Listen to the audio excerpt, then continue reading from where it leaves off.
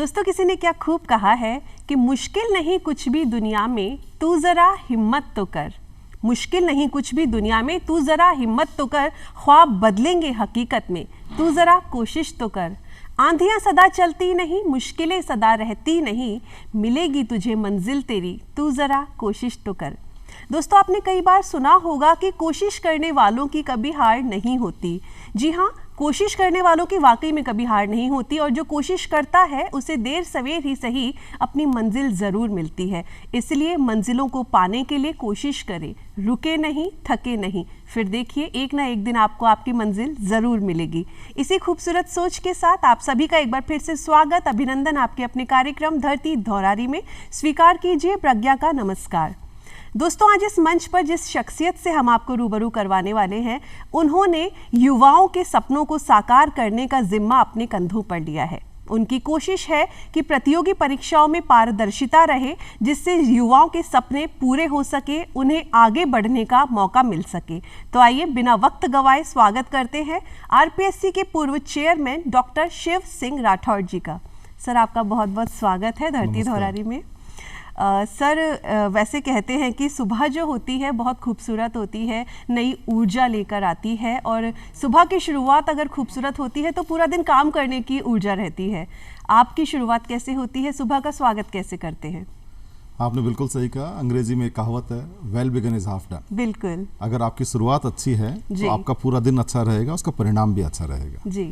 मेरी जहाँ तक सुबह की शुरुआत की बात है तो मैं सुबह करीब 5:30 बजे करीब उठ जाता हूँ। उसके बाद दैनिक दिनचर्या करते हुए सबसे पहले मैं खेलने के लिए, टेनिस खेलने के लिए जाता हूँ। अरे वाह। तो मैंने सप्ताह को अलग अलग में बांट रखा है कि जैसे मैं 3 दिन टेनिस खेलने जाऊंगा, 3 दिन योगा करूंगा और 1 दिन वॉक के लिए, ताकि आपका क्या इंटरनल स्टेमिना, उसके साथ साथ आपके फिजिकल फिटनेस और साथ साथ बॉडी को रेस्ट भी मिलनी चाहिए। बिल्कुल सर, मेंटल फिट रहने के लिए फिजिकल फिट रहना बहुत जरूरी है। और आपकी दिनचर्या में आज कुछ फेरबदल हुआ है। आज आप धरती धौरारी के इस मंच पर आए हैं। बिल्कुल सर, कैसा लग रहा है इस मंच पर आकर? नहीं, बहुत अच्छा लग रहा है। एक तो नाम बहुत ही सुंदर है, धरती धौरारी, जो अपनी पहचान है जी।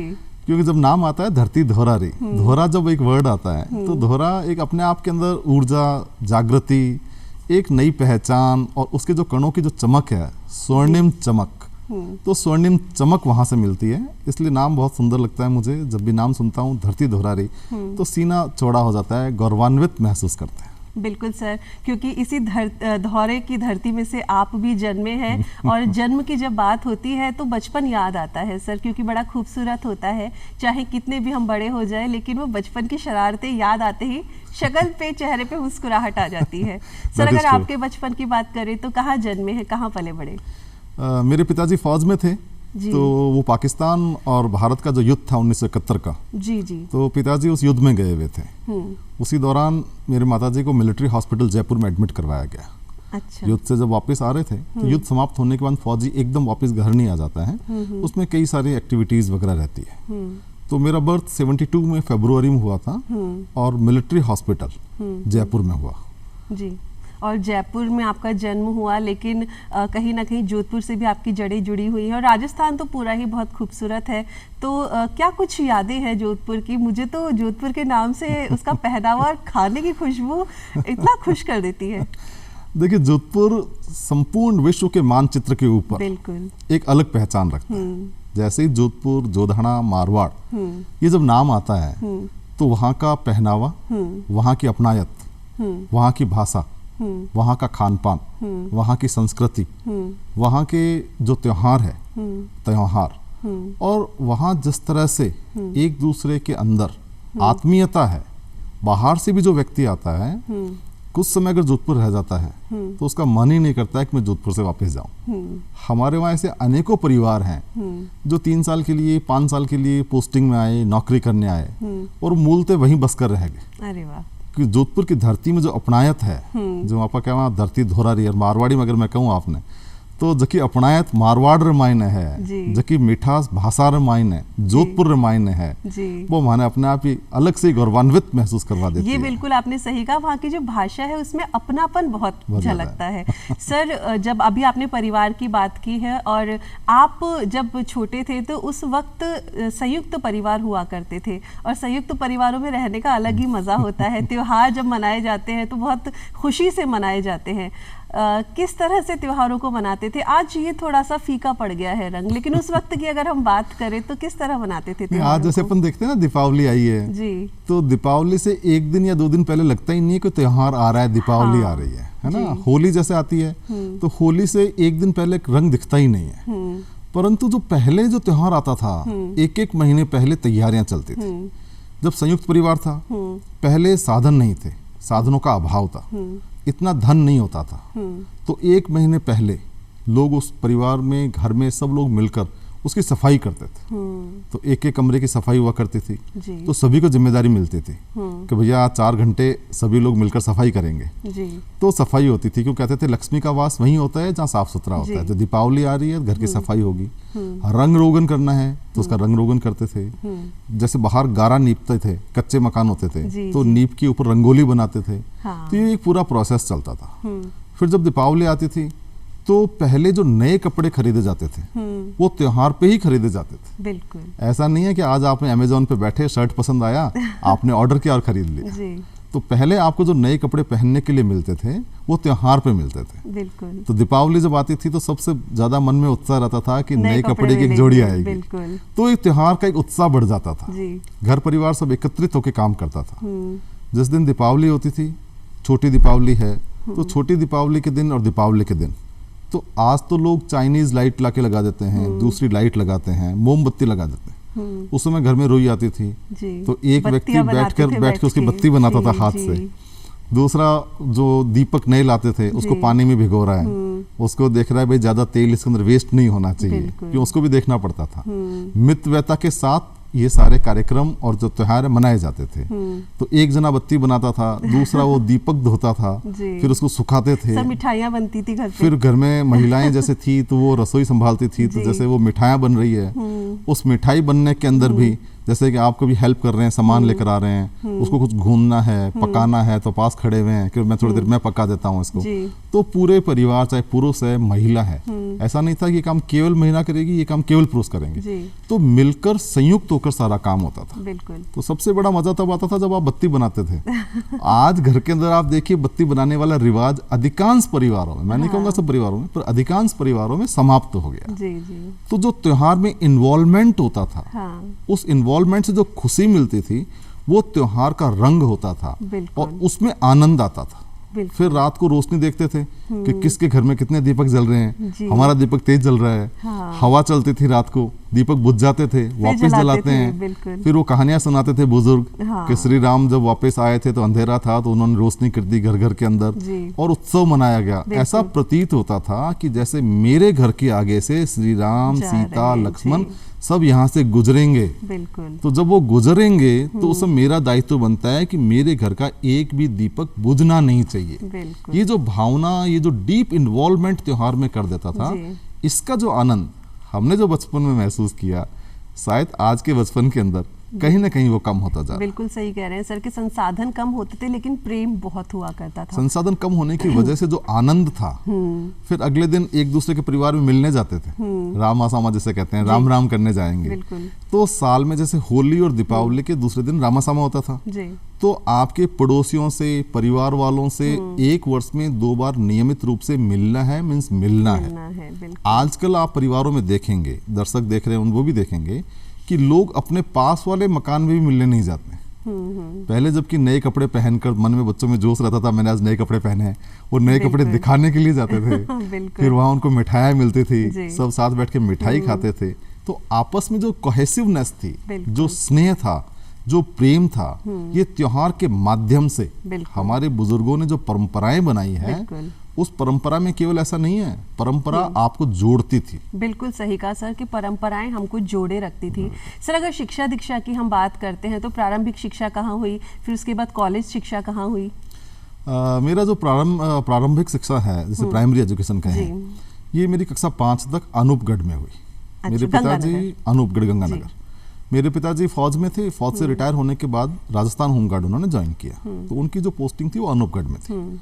तो अनूपगढ़ में मेरी शिक्षा हुई, प्राइमरी एजुकेशन हुई। मेरी बड़ी सिस्टर थी जिस स्कूल में पढ़ती थी, तो पहले एक कल्चर ऐसा होता था कि उनके जो शिक्षक हैं वो मेधावी बच्चों के घर आते थे। अच्छा। हाँ, उनको मोटिवेट करते थे पेरेंट्स को कि आपकी बच्ची, आपका बच्चा बहुत होशियार है, बहुत अच्छा पढ़ रहा है। पेरेंट्स भी शिक्षक के घर जाते थे बच्चों को लेकर। तो ये जो दोनों के अंदर कोहेसिवनेस होती थी, एक दूसरे का स्नेह होता था, शिक्षक ध्यान रखता था कि इसके व्यक्तित्व के अंदर क्या चीज है। तो ऐसे शिक्षक हमारे घर आते थे, बड़े सिस्टर बड़े ब्रदर है उनके, तो वो हमसे ही मिलते थे। तो मेरे से कभी शिक्षक ने बात की तो उन्होंने कहा यार इसका एडमिशन तो सीधा कक्षा द्वितीय में कर देना चाहिए। अच्छा। इसको जो कक्षा 1 का है सब कुछ आता है इसको। अच्छा। तो मुझे उसका बेनिफिट हुआ। हाँ। तो छोटी उम्र के अंदर मेरा क्लास 2 में एडमिशन हो गया। अच्छा। तो मेरी एजुकेशन जो शुरुआत हुई वो कम उम्र के अंदर हुई, और 1 कक्षा का मुझे इजाफा भी हुआ क्यों मैं घर में पढ़ता था, तो उस वजह से मुझे कक्षा पहले नहीं पढ़नी पड़ी। शिक्षकों ने मेरे ऊपर ध्यान दिया तो उन्होंने कहा नहीं यार ये बिल्कुल कक्षा द्वितीय आसानी से पास कर सकता है। और फिर इसी तरह से प्रारंभिक शिक्षा मेरी वहां पर हुई। उस प्रारंभिक शिक्षा का जो आनंद था ना, वो आजकल जो प्राइवेट स्कूल्स आ गई हैं, दूसरी स्कूल्स हैं, उनमें वो आनंद इसलिए नहीं रहा कि पहले एक तख्ती हुआ करती थी। बिल्कुल, स्लेट और पेन नहीं होती थी। स्लेट से पहले एक लकड़ी की तख्ती होती थी। वो लकड़ी की तख्ती हम लेकर जाते थे, उस पे जो लिखते थे, शाम को आकर उस लकड़ी की तख्ती पे मुल्तानी मिट्टी, अच्छा। उस पे मुल्तानी मिट्टी लगाते थे, क्योंकि जो काली इंक उस पे लग जाती थी उसको हटाने का तरीका ये होता था, उस पे मुल्तानी मिट्टी लगती थी। अच्छा। और एक होल्डर होता था कलम, एक दवात होती थी। हाँ, बिल्कुल। तो उसको दवात को रख के, होल्डर से रख के उस पे सुलेख लिखना है सुंदर भाषा के अंदर, लिखावट अच्छी होनी चाहिए, सुंदरता होनी चाहिए। तो स्कूल से आने के बाद आपका इन्वॉल्वमेंट रहता था कि मेरी तख्ती साफ हो, इस पे मैं मुल्तानी मिट्टी लगाऊं, होल्डर साफ रखते थे, स्याही का दवात होता था, उस स्याही कहीं बिखरने से किताब खराब नहीं हो जाए, वापस दूसरे दिन स्याही कहाँ से मिलेगी। तो इन सब चीज़ों का बहुत ध्यान रखते थे, तो बहुत क्लोज एजुकेशन, बहुत क्लोज शिक्षा होती थी। सर, उस वक्त जो गुरु हुआ करते थे वो स्टूडेंट्स को अपने ही बच्चे की तरह ट्रीट करते थे। अगर पहाड़े याद नहीं है तो हमें तो पिटाई भी हुआ करती थी। उस समय कंसेप्ट था spare the rod spoil the child. बिल्कुल। अगर आपने रॉड हाथ में नहीं है तो आप बच्चों को बिगाड़ देंगे। आज ये उलट हो गया। तो spare the rod spoil the child चलता था। तो सर की जो डंडी थी उससे भी रहता था। डंडी अगर लग भी जाती थी तो घर आके बताते नहीं थे। घर में और पिटाई होगी। याद नहीं है, मास्टर जी ने बहुत अच्छा किया। बहुत अच्छा क्या है, तो वो होते थे। आपने जो पहाड़े की बात कही ना, तो कुछ पहाड़े में आपको बताता हूँ जो अब रिवाज में नहीं रहे। जी। अपन जैसे देखते हैं कि पहले घर में कहते थे भैया 47 किलो दूध आया है, हाँ। और 37 रुपए 50 पैसे का भाव है, मल्टीप्लाई कीजिए। तो होता ही नहीं, आज कैलकुलेटर चाहिए सबको, है ना। छोटा सा मल्टीप्लिकेशन के लिए कैलकुलेटर चाहिए। पर पहले के लोग क्यों मेधावी थे, कैसे मल्टीप्लाई कर लेते थे, तो उनके पहाड़े राइम्स में चलते थे। स्कूल के पार से जो गुजरते थे तो पहाड़ों की लय चलती थी, तो पहाड़े कंठस्थ हो जाते थे, वो मन के अंदर बैठ जाते थे। जी। और सर मुझे ऐसा लगता है कि वो पहाड़े जब याद कराए जाते थे कहानियों के रूप में, कविताओं के रूप में या गानों के रूप में भी करवाए जाते थे, वो कुछ ऐसा याद है सर आपको कि आपने बहुत अच्छे से जिया है उस वक्त को? मैं बताता हूँ आपको जी। 1.5 का पहाड़ा। 1.5 का पहाड़ा? अच्छा। हमने तो 2 का सुना है। 1.5 का पहाड़ा कैसे पढ़ते थे जी? तो 1.5 के पहाड़े की राइम होती थी। अच्छा। तो 1.5 का पहाड़ा सब लोग साथ पढ़ते थे। हाँ। 1 1.5 घरे जान पढ़ो, घरे आई नींद, 1.5 दूना 3। अरे वाह, तो ये तो पूरी रायम बन गई। ये पूरा चलता था, इसलिए लोगों को वो कंठस्थ हो जाता था। इसलिए 37 रुपए 50 पैसे को 47 रुपए से मल्टीप्लाई कर सकते थे। बिल्कुल। 2.5 का पहाड़ा, अब 2.5 का पहाड़ा चलता था। 1 2.5 कुकड़ी पढ़ाई, कुकड़ी रे चौंच, 2.5 दूना 5। क्या बात है। उस जमाने में जैसे पिताजी वगैरह हम बताते थे, कुछ गुरुजन थे सिखाते थे, वो अभी धीरे धीरे थोड़े बहुत याद हैं। जी सर, मैं एक बात यहाँ पर इंटरप्ट कर रही हूँ। जो पहले की पढ़ाई थी और आज की जो पढ़ाई है, क्योंकि आप शिक्षा से जुड़े हुए हैं, तो उस पढ़ाई में और आज की पढ़ाई में जो अंतर देखते हैं, क्या गुरुओं को भी सीखने की ज़रूरत है कि बच्चों को अच्छे से पढ़ा पाए? क्या आपकी सोच है, क्या मानना है? पहले लर्निंग होती थी जी, अब मगिंग अप होता है जी, है ना। पहले कोई रट्टाफिकेशन नहीं चलता था कि मैं इसको रट लूंगा तो मेरा काम हो जाएगा। लर्निंग होती थी। गुरु ऐसे सवाल करता था कि उसको पता है कि ये चीज इसने याद कर रखी है, परंतु वो जो क्वेश्चन होते थे इंटरप्रेटिव क्वेश्चन होते थे। आज क्या सिस्टम हो गया, 15 शब्दों में लिखिए, 30 शब्दों में लिखिए, 60 शब्दों में लिखिए, 200 शब्दों में लिखिए, शब्दों में बांध दिया गया। कॉम्पिटिटिव एग्जाम में अगर आप देखोगे तो आपने सवाल की फ्रेमिंग थोड़ी सी दाएं बाएं हो गई तो लिटिगेशन हो जाता था। इंटरप्रेटिव क्वेश्चन पहले हुआ करते थे, आजकल आप किसी भी जगह देख लेना इंटरप्रेटिव क्वेश्चंस खत्म हो गए। जब इंटरप्रिटेशन नहीं रहा तो लोगों में रट्टाफिकेशन जिसे कहते हैं, मगिंग अप की थ्योरी आ गई। अब लोग कैसे याद करते हैं, अब जैसे कि केमिस्ट्री के मैं बताता हूँ आपको, अब लोग याद करते हैं पीरियोडिक टेबल। मैंने 90 के अंदर लास्ट पीरियोडिक टेबल बीएससी की तो पढ़ी, उसके वापस मैंने कभी नहीं पढ़ी। पर वो जो रट्टाफिकेशन था, वो रट्टाफिकेशन से आज इतने साल बाद याद नहीं रह सकता, बट आप फॉर्मूलों से तरीके से उसको लर्न करते थे। तो इसलिए हमें याद है, जैसे hydrogen, helium, lithium, beryllium, boron, carbon, nitrogen, oxygen, fluorine, neon, sodium, magnesium, aluminium, ये हम लगातार बोल सकते हैं। क्यों बोल सकते हैं? 90 के बाद कभी हमने रसायन विज्ञान के हाथ नहीं लगाया, तो आज लगभग 33 वर्ष हो गए हैं, परंतु आपको याद है। बिल्कुल। मैं विज्ञान वर्ग का विद्यार्थी था, अब मुगल्स जैसे हैं तो उनको पढ़ना है, या पृथ्वीराज चौहान का इतिहास पढ़ना है, प्रताप को पढ़ना है। इन सबको पढ़ने के लिए आपको रट्टाफिकेशन की आवश्यकता नहीं है, विजुअलाइजेशन होता था उस समय। आप विजुअलाइज कीजिए प्रताप के बारे में, आप विजुअलाइज कीजिए पृथ्वीराज के बारे में, आप विजुअलाइज कीजिए चंद्रगुप्त के बारे में, चाणक्य के बारे में। वो जो विजुअलाइजेशन था वो मेमोरी आपके दिमाग में फिट रहती थी, वो इरेज नहीं होती है कभी भी। पर जब आप रटते हैं तो देयर इज अ कैपेसिटी। तो आज रटेंगे, जैसे आज का आपने अखबार पढ़ा और अगले दिन आप बच्चे से पूछ लीजिए बेटा कल के अखबार की मुख्य न्यूज़ बताइए, उसको याद नहीं। सर मुझे ऐसा लगता है कहीं ना कहीं यहाँ पर गुरुओं को भी सीखने की जरूरत है कि बच्चों को सिर्फ ये ना बोले कि तुम्हें एग्जाम क्लियर करने के लिए पढ़ना है। गुरुओं के अंदर सबसे पहले गुरुत्व का भाव आना चाहिए। जब तक गुरुत्व का भाव नहीं है, आप जैसे विद्यालय में पढ़े हैं तो आज के सारे विद्यालय में आपने देखा होगा एक टैगलाइन लिखी रहती है, सा विद्या या विमुक्त ये। विद्या वो है जो मुक्त करती। बिल्कुल। परंतु आज क्या हो गया पता है, सा विद्या या विमुक्त को तो भूल गए हैं। सा विद्या वो है जिससे रोजगार प्राप्त कर सकते हैं, तो लोग कहने लग गए सा विद्या या नियुक्त ये, जो नियुक्ति दिलाती है वो विद्या मुझे चाहिए। आज विज्ञापन देखेंगे विद्यालयों के, हमारे यहाँ से 45 बच्चे पास हुए जिनको फलाना जगह नीट के अंदर एग्जाम पास कर लिया है ना, दूसरा एग्जाम पास कर लिया, आरएस का एग्जाम पास कर लिया, आईएएस का एग्जाम पास कर लिया। ये कंपटीशन चल रहा है। कोई विद्यालय ये नहीं कहता कि हमने इस बच्चे का व्यक्तित्व विकास कर दिया, बिल्कुल, इसको एक अच्छा मानव बना दिया। पहले मानव बनाने पे जोर होता था, इसलिए कहते थे सा विद्या या विमुक्त ये। बिल्कुल। परंतु अब हो गया सा विद्या नियुक्त ये, तो विज्ञापन में ये आ रहा है, मैं देखता हूँ मेरा बेटा कहाँ जाए कि वहाँ यार इतने आरएस बन गए, मेरे बेटे को भेज देता हूँ। कोटा में भीड़ लग रही है, तो कोटा में भीड़ लगने की वजह से उस पे जो मेंटल प्रेशर है, आप बच्चे के व्यक्तित्व विकास को रोक रहे हैं, उसको इंसान बनने से रोक रहे हैं।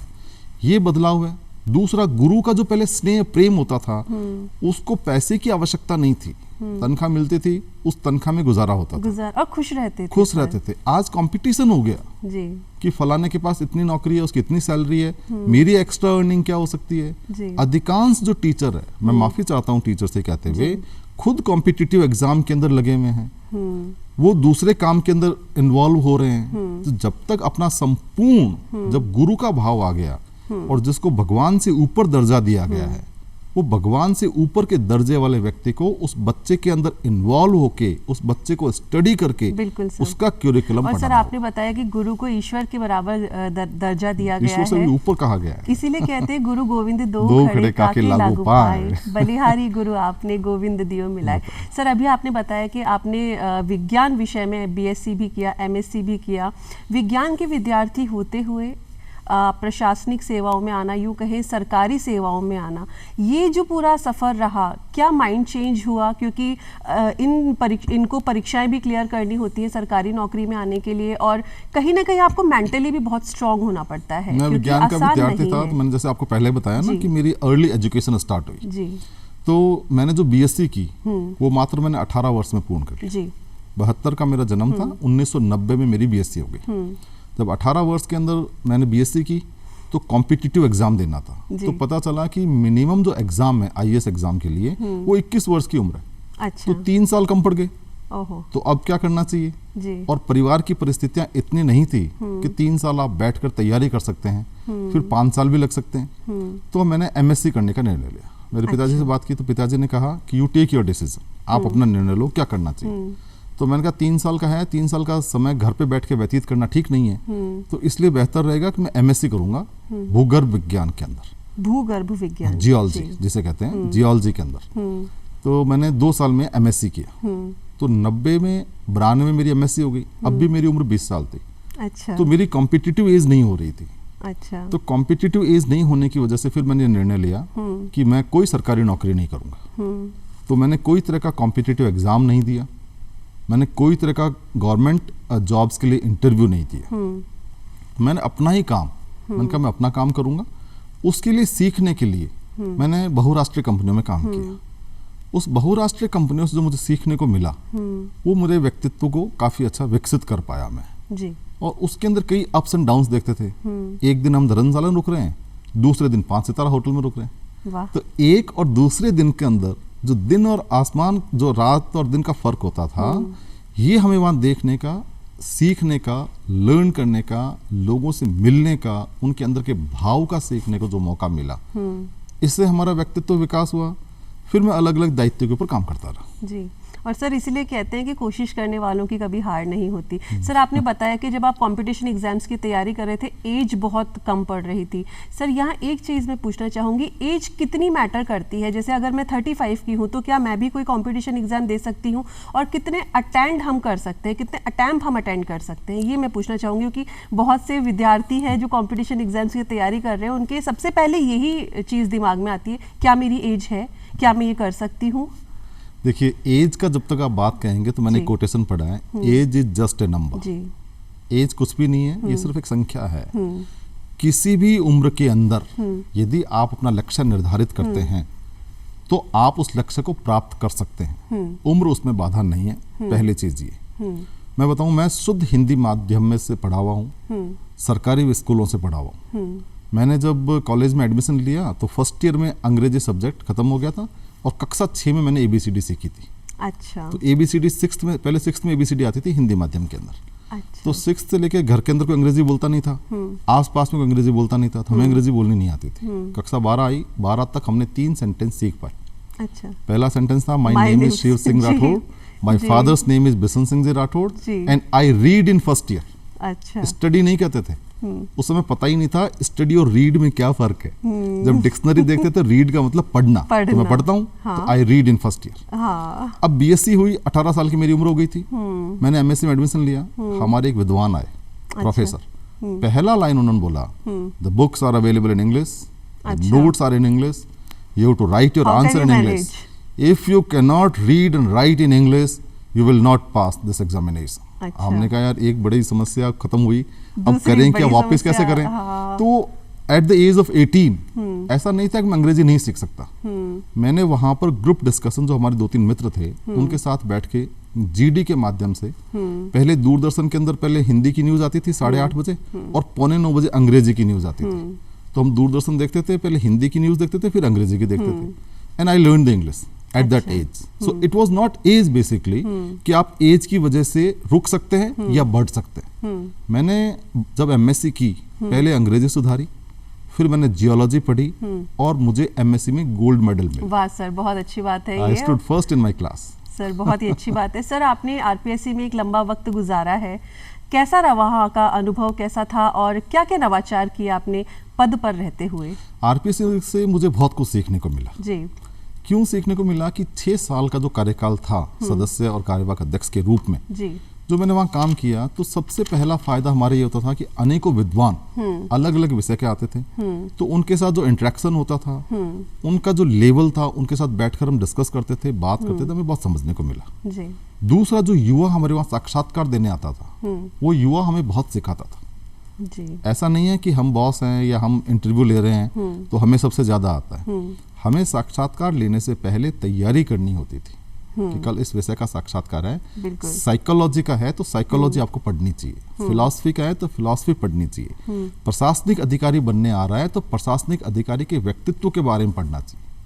क्योंकि इंटरव्यू के लिए कहा गया है, it is not a test of knowledge, it is a test of the personality. ये व्यक्तित्व की पहचान करने का इंटरव्यू कंडक्ट किया जाता है। बिल्कुल। तो हमने जो वहाँ युवाओं से सीखा, वहाँ के विद्वानों से सीखा, मेरे सहयोगियों से सीखा, और हमारे जो राजस्थान लोक सेवा आयोग के जो कर्मचारी थे उनका डेडिकेशन, उनकी ऑनेस्टी, और हमारे साथ जो काम करने वाले लोग थे उनके साथ काम करके हमने जो सीखा उससे मुझे बहुत कुछ सीखने को मिला।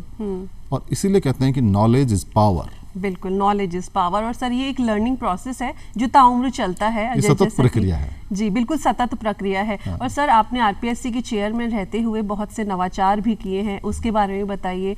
आपने 72 सालों में पहली बार आरपीएससी का स्थापना दिवस मनाया है, इस बारे में बताइए। बिल्कुल, मैं जब लोक सेवा आयोग गया 43 इयर्स की एज के अंदर जी, उससे पहले मैंने लोक सेवा आयोग का कभी स्थान देखा नहीं था कि ये आरपीएससी कहाँ पे आ रखी है। मैं वहाँ से अजमेर में पूछते पूछते राजस्थान लोक सेवा आयोग पहुंचा, क्योंकि गूगल उस समय इसलिए काम नहीं कर रहा था कि फ़ोन बहुत आ रहे थे बधाइयों के। तो हम वहाँ पहुँचे, तो पहुँचने के बाद पहली बार मैंने राजस्थान लोक सेवा आयोग को देखा। परंतु मेरे दिमाग के अंदर जो बेरोजगार बच्चे बसों में भर कर आते थे, धर्मशाला में रुकते थे, सड़क पर बैठकर पढ़ते थे, उनका जो दुख था बेरोजगारी को लेकर, इतना भारी कंपटीशन था, तो मेरा पहला लक्ष्य ये था कि बेरोजगार बच्चों के अंदर विश्वास कायम होना चाहिए कि राजस्थान लोक सेवा आयोग जो है वो उनकी आस्था का मंदिर है। बिल्कुल। और जो मंदिर है उसमें पवित्रता होनी चाहिए। बिल्कुल। उस मंदिर की पवित्रता के लिए जो सबसे पहला काम था वो काम था ट्रांसपेरेंसी, पारदर्शिता। पारदर्शिता। बिल्कुल। अगर किसी संस्था के अंदर पारदर्शिता है तो वहाँ की युवाओं के अंदर विश्वास है कि मैं जिस भर्ती की तैयारी कर रहा हूँ उस भर्ती के अंदर यदि मैं मेहनत करूंगा तो 100% सफल रहूंगा, और यदि मैं मेहनत नहीं करूंगा और दाएं बाएं दूसरी जगह भागूंगा उससे मुझे फायदा नहीं मिलना है। तो उस समय जब हम आए तो मेरा युवाओं से संवाद रहता था, तो कई अफवाहें बाहर चलती थी जो सत्य नहीं थी। कि जैसे उसमें कहते थे, आपने नवाचार की बात की तब बता रहा हूँ मैं आपको, कि उन्होंने कहा कि यार कॉपी खाली छोड़ देना, उसमें नंबर मिल जाते हैं। अच्छा। हाँ, ये भ्रांतियां बहुत थी लोगों के अंदर। हाँ। इसमें सत्यता नहीं थी पर भ्रांतियां थी। हाँ, बिल्कुल। परंतु भ्रांति तेज और तीव्र गति से फैलती है। दूसरा ये था, मैं नंबर दिलवा दूंगा, आपके नंबर बढ़वा दूंगा। अच्छा। तो इस तरह की भ्रांतियां युवाओं में उद्वेलित करती थी कि यार हम इतनी मेहनत कर रहे हैं, हमारे भविष्य के साथ खिलवाड़ नहीं हो जाए। बिल्कुल। तो हमने राजस्थान लोक सेवा आयोग के अंदर एक नवाचार किया जी, और वो नवाचार था on screen marking, OSM। OSM जी। OSM क्या था कि जैसे कॉपी RS के एग्जाम हुआ, RS का एग्जाम कॉपी लिख कर आई, तो सबसे पहले भ्रांति कॉपी खाली छोड़ने से नंबर मिलता है, उस भ्रांति को हम जड़ मूल से खत्म करना चाहते थे। तो हमारे जो समय लोक सेवा आयोग के अध्यक्ष थे LK पवार साहब, सेक्रेटरी थे कुशवाहा जी, साथ में डिप्टी सेक्रेटरी भगवत सिंह जी और मैं, हम चारों ने बैठ के इस पर चर्चा की, विचार किया जी। तो OSM का एक कंसेप्ट हम लेकर आए। उसमें कैसे भ्रांति खत्म हुई कि कॉपी आई, कॉपी को चेक करने के लिए फिजिकल फॉर्म में विद्वानों को नहीं दी जाएगी। ये बहुत अच्छा। हमने कॉपी का PDF बनाया जी। जब कॉपी का PDF बन गया और विद्वान जो चेक करेगा उस PDF को चेक करेगा। अब PDF बनने के बाद उसमें ना ही तो फुल स्टॉप लग सकता है और ना उस फुल स्टॉप को हटाया जा सकता है। बिल्कुल। हमने बच्चों से कहा कि कॉपी जो है वो OSM के माध्यम से चेक होगी, इसमें PDF बनेगा। जिन बच्चों ने कॉपी खाली छोड़ी है वो PDF बनने के बाद उसको 0 नंबर मिलेगा। अच्छा। बच्चों में विश्वास पैदा हुआ कि कॉपी खाली छोड़ने से नंबर नहीं, मेहनत करने से नंबर मिले। बिल्कुल। ये हमारा बहुत हिट हुआ। दूसरी भ्रांति थी कि हम कॉपी का पता कर लेंगे, विद्वानों से नंबर दिलवा देंगे। अच्छा।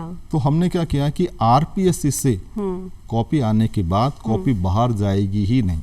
अच्छा। हमने अलग अलग सेंटर बनाते थे, वहाँ उस विषय के विद्वानों को बुलाते थे और उनके स्क्रीन, टैबलेट जो उनके सामने होता था, कंप्यूटर जो होता था, उस स्क्रीन पे कॉपी आती थी जी। उस स्क्रीन पे वो कॉपी चेक करते थे।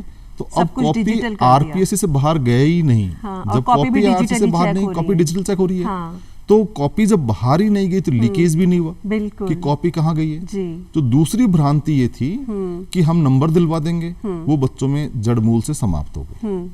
अब तीसरा क्या था कि एक केंद्र की कॉपी आई और वो एक साथ कॉपी एक विद्वान के पास चली गई। इसको भी हमने बदलावा। 1 लाख जैसे कॉपी थी, उसका एक बास्केट बना। अब जो विद्वान कॉपी जांच रहा है वो थंब इम्प्रेशन से उस 1 लाख में से रैंडम कॉपी एक उसके पास आ रही। अच्छा, पहली कॉपी सपोज उसके पास यदि भरतपुर की आई, जी जी, तो दूसरी कॉपी हो सकता है वो जोधपुर की हो, तीसरी हो सकता है बीकानेर की हो सकता है कोटा की हो, जयपुर की हो। ऐसा नहीं है कि जोधपुर सेंटर की सारी कॉपी उदयपुर चली गई, बिल्कुल, उदयपुर की सारी कॉपी जयपुर चली गई। इन सारी भ्रांतियों को हमने जड़मूल से समाप्त किया। 3 चौथी भ्रांति बच्चों में क्या होती थी कि यार मेरा पेपर तो बहुत अच्छा हुआ, नंबर कम आए, तो इसकी टोटल में मिस्टेक हो गई होगी। तो टोटल हमने कंप्यूटराइज करवाया। अच्छा, तो 0 एरर टोटल उस OSM के माध्यम से हुआ। 5वीं स्ट्रेंथ इसकी क्या थी? जनरली बच्चा क्या सोचता है, यार मेरा पेपर तो बहुत अच्छा हुआ, मेरे नंबर कम आए। जो सर कॉपी चेक कर रहे थे उसने आधी चेक की होगी, कोई सवाल छूट गया होगा, चेक नहीं कर पाया होगा, उन्होंने पूरा नहीं पढ़ा होगा, इसलिए मेरे नंबर कम आ गए। इस OSM के अंदर एक टेक्निक है, जैसे 35 क्वेश्चन है, आपको सारे 35 क्वेश्चन में फ्रंट पेज पे जो टेबल होती है उसमें सब में नंबर भरने पड़ेंगे। बिल्कुल। यदि आप उसमें नंबर नहीं भरते हैं, 34 में ही भरते हैं, एक क्वेश्चन गलती से छूट जाता है तो कॉपी सबमिट नहीं होगी। अच्छा, तो विद्वान को पता चल जाता है कि एक क्वेश्चन मैंने चेक नहीं किया। हो सकता है बच्चे ने 35 में से 25 ही क्वेश्चन अटेंड किए हों, 10 क्वेश्चन अटेंड नहीं किए हों, उसके अंदर विद्वान को 0 नंबर देने पड़ेंगे। ये 5वीं भ्रांति बच्चे के अंदर खत्म हुई जी। उसके बाद से कॉपी के इवेल्युएशन के सिस्टम को लेकर भ्रांतियां खत्म हुई। बच्चों में ये भ्रांति तो रहेगी कि यार मेरा पेपर बहुत अच्छा था, कम नंबर आए, मुझे किसी ने कम नंबर दे दिए। अब ये विद्वान पे भी डिपेंड करता है, कोई स्ट्रिक्ट मार्किंग करता है, कोई लूज मार्किंग करता है, ये अलग चलता। लेकिन सर अगर कहें तो मेहनत ही सफलता की कुंजी है, मेहनत के बिना आप आगे नहीं बढ़ सकते।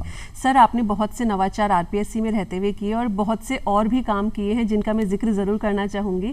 जल संरक्षण बहुत जरूरी है, चाहे हम घर पे करें, चाहे हम बाहर करें या कहें किसी को करने को बोलें, और उसके लिए भी आपने बहुत बड़े कदम उठाए। जो हमारी पुरानी चीजें हैं, चाहे बावड़ियां हैं, चाहे कुएं हैं, उनको आपने संरक्षित किया ताकि जल संरक्षित हो सके। इसके बारे में बताएं कि बिल्कुल अलग फील्ड, ये दिमाग में कैसे आया और वक्त कैसे मिलता है इन सब कामों के लिए? मेरी जब MSc 92 में कंप्लीट हो गई थी, फिर मैंने अपना काम स्टार्ट किया, कंसल्टेंसीज वगैरह की, सारे मेरे जो काम थे बहुराष्ट्रीय कंपनियों के साथ काम किया मैंने जी। मन के अंदर एक टीस रहती थी कि जैसे भगवान ने इंसान की श्रेणी में हमें भेजा है, फिर हम जोधपुर में रह रहे हैं इतने वर्षों से, तो जोधपुर की जलवायु, जोधपुर का पानी, जोधपुर की धरती, यहाँ की सब्जियां, हम सब प्रयोग ले रहे हैं, परंतु मैंने जोधपुर को क्या दिया, ये वापस मेरा क्या कंट्रीब्यूशन है जिस शहर में मैं रहता हूँ। हाँ। तो मेरे मन के अंदर हमेशा एक टीस रहती थी। तो थोड़े समय के बाद मैं देखता रहा क्या करना चाहिए, तो हमें पता चला कि जोधपुर के अंदर एक भारी समस्या है और वो है राइजिंग ग्राउंड वाटर लेवल। पानी का जो स्तर है जोधपुर शहर में ऊपर उठ रहा था, तो अंडरग्राउंड जो बेसमेंट जो बने हुए थे उसमें पानी आ गया। अच्छा। नींवें कमजोर होने लगी, लोगों को डर लगने लगा कि यार ये पानी कैसे आ रहा है जमीन के अंदर से। तो इसकी स्टडी हुई डिफरेंट कई सारी एजेंसियां आई, स्टडी की, बट सॉल्यूशन नहीं मिला। तो मैंने ये सोचा 2009 के अंदर कि इसके ऊपर रिसर्च करनी चाहिए, क्योंकि ये जियोलॉजी का विषय है। हाइड्रो जियोलॉजी एक सब्जेक्ट होता है हमारे जियोलॉजी के अंदर, जो अंडरग्राउंड वाटर इन सबको डील करता है। तो मैंने मेरे गुरु SC माथुर साहब उनके पास गया, तो मैंने कहा साहब मुझे PhD करनी है। अच्छा। तो उन्होंने कहा यार इतने साल बाद में क्या सोच में आई? हाँ। तो मैंने कहा मुझे कुछ कंट्रीब्यूट करना है समाज के लिए। तो ये चीज उनको बहुत अच्छी लगी। तो बोला कुछ सोचा है लाइन? मैंने कहा बिल्कुल सोचा है। क्या सोचा है? तो मैंने कहा ये जो राइजिंग ग्राउंड वाटर लेवल है, it is a burning problem of Jodhpur, ये जोधपुर की भारी समस्या है, इस पे काम करना है। वो बहुत खुश हुए। फिर हम कई दिन तक बैठे एक साथ डिस्कस करते रहे, और क्या टॉपिक हो सकता है, और क्या टॉपिक हो सकता है। तो हमने देखा कि जो बावड़ी, झालरे, जो हमारी जल संस्कृति है, नष्ट होती जा रही है, बिल्कुल खत्म हो रही है। हमारे पूर्वजों ने इतने सुंदर झालरे बावड़ी बनाए हैं, वो आज हम उनको डस्टबिन बना चुके हैं। तो इनको पुनः जीवित कैसे करें, क्योंकि ये हमारा हेरिटेज है, ये हमारी विरासत है, ये हमारी धरोहर है, ये हमारी संस्कृति है, इससे हम बहुत कुछ सीख सकते हैं। इसका कैसे करें, क्योंकि व्यक्ति बहुत स्वार्थी है। जब पहले पानी नहीं आता था तो वो कुएं, बावड़ी, झालरे पे जाता था, जूते नीचे खोलता था, वहां रात को दीपक करता था, हाथ जोड़ता था। महिलाएं जब उस कुएं से पानी लाती थी तो रास्ते में मंगल गीत गाते हुए आती थी। उसको एक देवता के रूप में हमने जल को देवता कहा। जल को देवता इसलिए कहा कि जल के बिना जीवन संभव नहीं है। बिल्कुल सर। तो हमारे पूर्वजों ने ये समझाने के लिए कि जल प्रदूषित नहीं होना चाहिए, जल को संरक्षित करना है, तो जल संरक्षण के लिए जल को देवता का रूप दिया गया, जिससे इंसान उसको पूजने लगा। बिल्कुल। परंतु समय के साथ घर के अंदर पानी आने लग गया, नल के अंदर। अब व्यक्ति के जब देवता घर आ गए तो उसके लिए बावड़ी, झालरे, कुएं बेकार हो गए। अब हमने देखा कि वहां बावड़ी, झालरों में डस्टबिन, कचरा डाला हुआ है। जो उसकी मेहराब आर्किटेक्चर है, इतना सुंदर बना रखा है, वो आर्किटेक्चर खत्म हो रहा है। ये सोच के साथ में मैंने पीएचडी करने का सोचा और इस पे हमने काम किया और हमने एक नई टर्म विश्व में पहली बार इजाद की, वो मेरी थीसिस के अंदर दी गई, that is hydro Jio tourism. वाह सर, बहुत अच्छा। और सर अभी आपने गीतों की बात की है, आपको भी कभी मौका मिलता है गीतों को गाने का, गुनगुनाने का, कभी कोई शौक रहा है? देखो, मेरे व्यक्तित्व के अंदर कमजोरी पूछी जाए, वीकनेस जी, तो ये मेरी सबसे बड़ी वीकनेस है। अरे जो आर्टिस्टिक जो होना चाहिए, जैसे कि नृत्य करना, गीत गाना, तो ये मेरी वीकनेस रही जी। क्योंकि छोटी उम्र के अंदर ही शिक्षा के प्रति ज्यादा रुझान रहा, उसी के प्रति कैरियर बिल्डिंग पे रहा, तो ये जो आपकी जो हॉबीज है ये उस समय डेवलप नहीं हो पाई जी। सुनना अच्छा लगता है, दैट इज ट्रू, पर गा नहीं सकते हैं। चलिए सर, कोई बात नहीं, भविष्य में ये भी आप एक नवाचार कर सकते हैं। दिस इज ट्रू, ये बात आपने सही कही जी। सर, जो प्रतियोगी परीक्षाएं देना चाहते हैं बच्चे या युवा, उनके लिए क्या संदेश देना चाहेंगे? देखिए, इसके लिए जो प्रतियोगी परीक्षाएं जो बच्चे देते हैं, तो एक तो मैंने जैसे OSM का बताया, एक नवाचार हमने OTR भी किया, that is called one time registration. वो हमने वन टाइम रजिस्ट्रेशन, जब बच्चा प्रतियोगी परीक्षा देने आता है तो लिटिगेशन नहीं होना चाहिए, एक ही टाइम रजिस्टर हो गया, बार बार कैटेगरी क्या है, एज क्या है, फला क्या है, पूछने की आवश्यकता नहीं है। तो बच्चों को दूसरी सुविधा ये हो गई, तो अब बच्चे कम से कम प्रतियोगी परीक्षा दें तो सुनिश्चित हो सकते हैं कि लिटिगेशन कम होगा, फेयर मार्किंग होगी। स्थापना दिवस की कुछ समय पहले आपने चर्चा की थी, तो हमने जब स्थापना दिवस मनाया तो माननीय मुख्यमंत्री जी उसमें हमारे मुख्य अतिथि थे। उस समय वो यूट्यूब पे भी लाइव है, अभी प्रोग्राम भी है वो, अच्छा। उसमें हमने RPSC की कंप्लीट कार्य प्रणाली को प्रदर्शित किया माननीय मुख्यमंत्री महोदय के सामने और राजस्थान की जनता के सामने, कि वो देखें कि RPSC कैसे काम कर सकती है ट्रांसपेरेंसी लाने के लिए। तो अब बच्चा जब बिल्कुल कॉन्फिडेंट हो गया कि पारदर्शिता के साथ काम होगा, तो उसको अगर तैयारी करनी है तो उसके लिए एक ही फॉर्मूला है कि सबसे पहले बच्चा शिक्षा के साथ या शिक्षा के बाद अपना लक्ष्य तय करे। बिल्कुल। Decide your target first. आपने लक्ष्य तय कर लिया, लक्ष्य तय करने से आप वो पद नहीं पा सकते। एक बुक है द सीक्रेट, कभी समय मिले तो आप भी पढ़िएगा, मैं युवाओं से भी कहूंगा वो पढ़ें। उसमें एक थ्योरी है law of attraction. Law of attraction जी। लॉ ऑफ अट्रैक्शन ये कहता है कि जिस चीज के बारे में आप सोचते हैं वो आपकी तरफ खींची चली आती है। विश्व में ऐसी कोई ताकत नहीं है कि जो आपको उसके आलिंगन करने से वंचित कर सके। बिल्कुल, है ना। तो पहला हो गया थिंक, देन केवल सोच लेने से, केवल लॉ ऑफ अट्रैक्शन बाकी जगह काम कर सकता है, भारत में नहीं कर सकता। क्यों नहीं कर सकता? क्योंकि 1000 वैकेंसी है, 8 लाख फॉर्म आ रहे हैं। अब law of attraction I will become this तो नहीं बनेगा। तो हमने एक दूसरी थ्योरी दी, जो मेरी जब मैं स्टडी करता था तो हमारी दूसरी थ्योरी थी, law of attraction is thinking, then acting is called law of karma. बिल्कुल। What is law of karma? कि आपने सोच लिया कि मुझे IAS का एग्जाम देना है, ये this is your law of attraction is started. Law of Karma is IAS का सिलेबस क्या है, मुझे कैसे तैयारी करनी है, मुझे कितना पढ़ना है, मेरा लेखन कैसा होना चाहिए, अच्छे मार्क्स आ सके मेरे।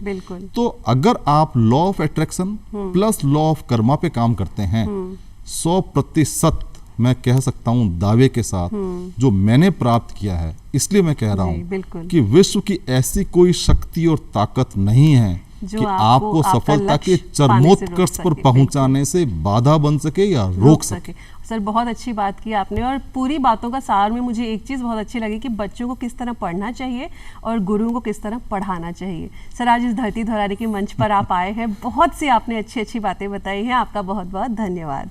धन्यवाद। और अब दर्शकों से विदा लेना चाहेंगे और उम्मीद करते हैं कि धरती धौरारी का ये अंक आपको अच्छा लगा होगा। ऐसे ही किसी खूबसूरत अंक में फिर आपसे मुलाकात होगी, तब तक के लिए आज्ञा दीजिए प्रज्ञा को। नमस्कार।